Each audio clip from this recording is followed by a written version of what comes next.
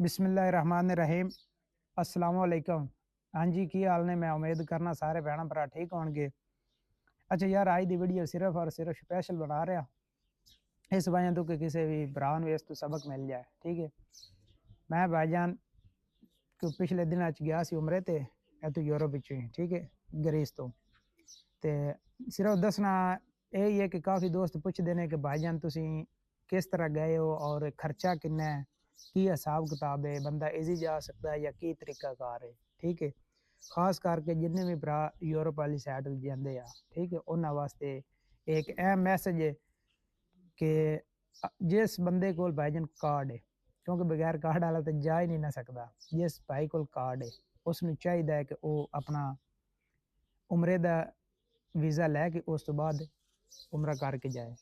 क्योंकि मैं गया पिछले दिनों में तो कोई मुश्किल नहीं हुई, सिर्फ उमरे का पैकेज मैंने मिलया सी उतो सऊदीया तो मैं खरीदा, ठीक हो गया। इतों ग्रीस तो मैंने नहीं सी मिल रहा, वो उनदे विच काफ़ी कदी कहंदे सी भी लगेगा या नहीं लगेगा, तो मैं इस वजह तो मेरा दोस्त सी सऊदीया उस कोलों मैं उमरे का वीज़ा मंगवाया ऑनलाइन ही 24 घंटे दे विच तुहानूं मिल जांदा है।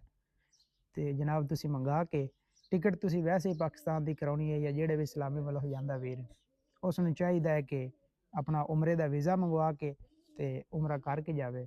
इसकी कोई इतनी ज़्यादा फीस नहीं, मेरी भाईजान सिर्फ और सिर्फ 45,000 फीस लगी सी उमरे दे वीज़े दी। क्योंकि मैं बार-बार ये ना इस वजह तो लै रहा उमरे का वीज़ा, क्योंकि 3 महीने दा इंदे च टाइम हुंदा, बाकी वर्क वीज़े ने उस बाद कैटागरियां ना वीज़े दियां।